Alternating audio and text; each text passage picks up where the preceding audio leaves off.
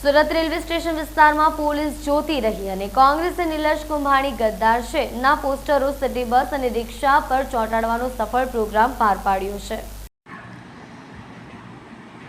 સુરત લોકસભાની બેઠક ભારતીય જનતા પાર્ટીના ઉમેદવાર મુકેશ દલાલને તાસક પર ધરી દેનારા કોંગ્રેસી વિવાદાસ્પદ ઉમેદવાર નિલેશ કુંભાણી વિરુદ્ધ હાલમાં ભારે રોષની લાગણી જોવા મળી રહી છે। 2 દિવસ અગાઉ નિલેશ કુંભાણીના ઘરે કોંગ્રેસી કાર્યકરો દ્વારા પોસ્ટરો સાથે સૂત્રોચ્ચાર કરવાની ઘટના બાદ આજે સવારે સુરત રેલવે સ્ટેશન ખાતે સિટી બસ અને રિક્ષાઓમાં નિલેશ કુંભાણી વિરુદ્ધ સ્ટીકરો ચોંટાડવામાં આવતા હોબાળો મચી જવા પામ્યો છે।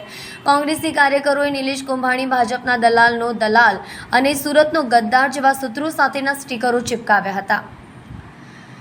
વિવાદો વચ્ચે પાર્ટીના ઉમેદવાર મુકેશ દલાલ બિનહરીફ ચૂંટાઈ આવ્યા છે। આ ઘટનામાં 6 દિવસ બાદ પણ કોંગ્રેસી ઉમેદવાર નિલેશ કુંભાણી વિરુદ્ધ લોકોમાં ભારે રોષની લાગણી જોવા મળી રહી છે। પોતાના સગા સંબંધીઓને સમર્થક બનાવીને આખો ખેલ ખેલનાર નિલેશ કુંભાણી હાલમાં ભૂગર્ભમાં છે અને કોંગ્રેસી કાર્યકરો તો ઠેક નેતાઓમાં પણ સંપર્કમાં નથી, જેને પગલે સમગ્ર વિવાદમાં નિલેશ કુંભાણીની જ ભૂંડી ભૂમિકા હોવા અંગેના આક્ષેપો ઉઠી રહ્યા છે।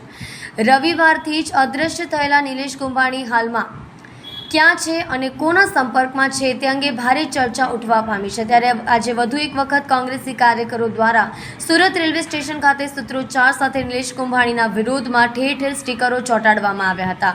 સિટી બસ અને રિક્ષાઓ પર દલાલનો દલાલ, લોકશાહીનો હત્યારો, મતદારોના મતાધિકાર પર તરાપ મારનારા ગદ્દાર નિલેશ કુંભાણીને શોધે છે સુરતના મતદારો જેવા સ્લોગન સાથેના સ્ટીકરો ચિપકાવવામાં આવ્યા છે।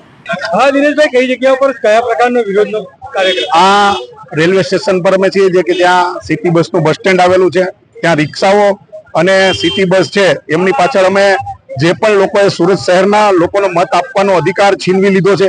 19.5 લાખ મતદારો સાથે જ્યારે દ્રોહ થયો હોય અને પ્રથમ વખતના જે મતદારો હતા, જે યુવાનો હતા, 80,000 કરતા વધારે યુવાનો આ જે લોકશાહીનું પર્વ છે એની અંદર ભાગ લેવાના હતા, પણ એનાથી વંચિત જેને રાખવાનું કામ કર્યું છે ભારતીય જનતા પાર્ટી હોય કે કોંગ્રેસ પક્ષના ઉમેદવાર, એમના ટેકેદારો, ચંદ જે ગદ્દારો કહેવાય છે, જે લોકશાહીમાં ગદ્દારી કરી છે, લોકશાહીની ખુલ્લેઆમ હત્યા કરી છે અને ચૂંટણી પંચ પણ ક્યાંક ને ક્યાંક એમના તરફ પણ આંગળી ચીંધાઈ રહ્યો એટલા માટે કે જો એમના ટેકેદારો છે એમનું જો ક્રાઇમ બ્રાન્ચ એમને પકડી અને જો બયાન લઈ શકતું હોય તો અમે જે એફિડેવિટ આપી છે એમના વિરુદ્ધમાં કે અમારી સાક્ષીમાં આ લોકોએ સહી કરી છે તો એમની સહી પણ એફએસએલમાં મોકલવામાં નથી આવી।